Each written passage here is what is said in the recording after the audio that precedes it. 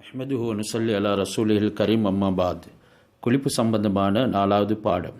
முதலில் தண்ணீரை எங்களுக்கு சுத்தம் செய்யும் ஒரு கருவியாக, சுத்தம் செய்கிறதுக்கு ஏதுவாக அல்லாஹ் ஆக்கி தந்தமைக்கு அவனுக்கு நன்றி செலுத்த வேண்டும். குளிக்கக்கூடிய ஒவ்வொரு மனிதனும் கவனிக்க வேண்டிய பல விடயங்கள்.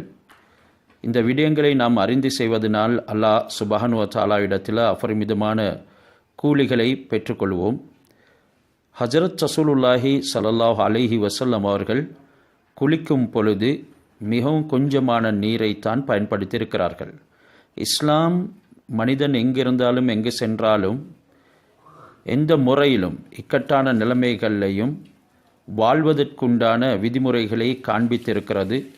தன்னுடைய இபாதத்துகளை எந்த முறையில் செய்து கொள்ள வேண்டும் என்ற விதிமுறைகளையெல்லாம், அதற்குரிய சலுகைகளை எல்லாம் கொடுத்திருக்கிறது.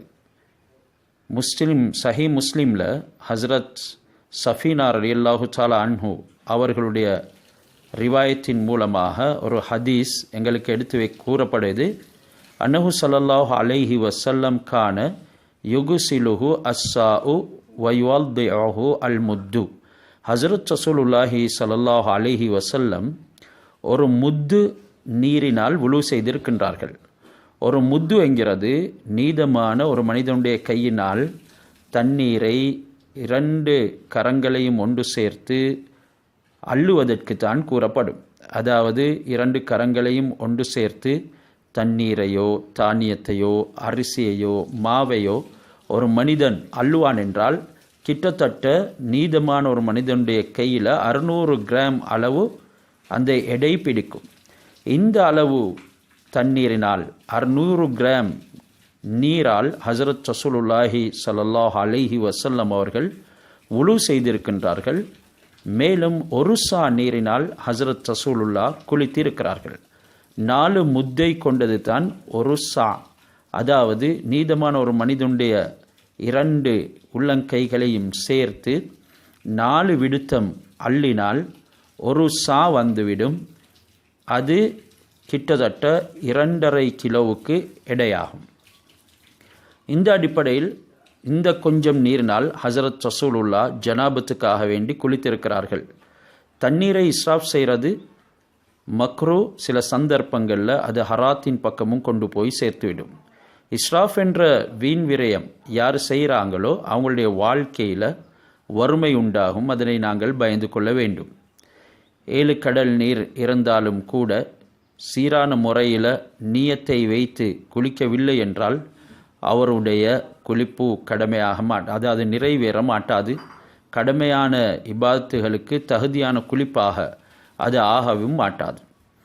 நாங்கள் குளிக்கிற விடயத்தில் 2 வாஜிபாத்துகளை பற்றி அறிந்திருக்க வேண்டும். குளிப்புக்கு 2 வாஜிபாத்துகள் தான் இருக்கின்றது. அதாவது முக்கியமான நிறைவேறப்பட வேண்டிய கடமைகள். அதில் ஒன்று, குளிக்கிற ஆரம்ப நேரத்தில் நாங்கள் உடம்புலையோ தலையிலையோ தண்ணீரை ஊற்றக்கூடிய நேரத்தில் நியத்து வைத்து கொள்ள வேண்டும். அடுத்தது, தண்ணீரினால் முழு உடம்பையும் அடைய வளைக்க வேண்டும். இதுதான் அந்த 2 வாஜிபாத்துகளும் ஃபர்லுகளும் என்று கூறப்படுது.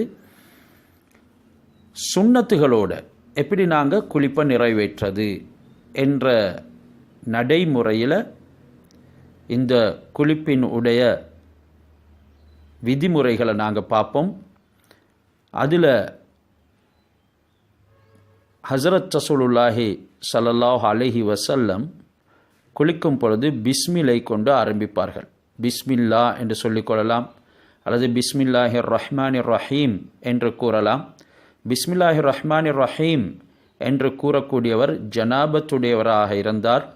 அதன் மூலமாக குர்ஆனுடைய ஆயத்தை நியத்து வைக்கக்கூடாது. பொதுவாக அவர் ஒரு ஜிக்ராக அதனை நினைத்து அவர் பிஸ்மியை கொண்டு ஆரம்பிப்பார். பிறகு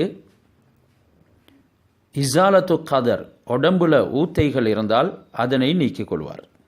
நீக்கிக்கொண்டு அதுக்கு பின்னால் தான் தொழுகைக்கு உழு செய்கிறதை போல உழு செஞ்சு கொள்வார். தொழுகைக்கு உழு செய்கிறதை போல அவர் உழு செஞ்சு கொள்வார். ஹதீஸ் வந்திக்குது, புகாரி முஸ்லிமில் பதிவாக்கப்பட்டிக்குது. அன்னஹு ஸல்லல்லாஹு அலைஹி வஸல்லம் தவல்லஅ ஃபிபித்திதாஇ குஸ்லிஹி வுலுஅஹு லிஸ்ஸலாத்தி. ஹஸரத் ரசூலுல்லாஹ் தொழுகைக்கு உலு செய்கிறதை போல அவர்களுடைய குளிப்பின் ஆரம்பத்திலே உலு செஞ்சிருக்கிறாங்க. இன்னும் புகாரி ஷரீஃபுடைய ஒரு ரிவாயத்தில் மேலதிகமாக சில வார்த்தைகளும் வந்திக்குது.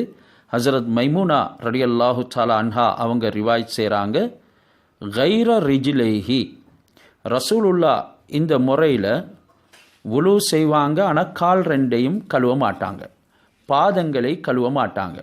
சும்ம கசலஹுமா பாதல் குஸ்லி, பின்பு அந்த 2 கால்களையும் குளித்ததன் பின்னால் தான் கழுவுவார்கள்.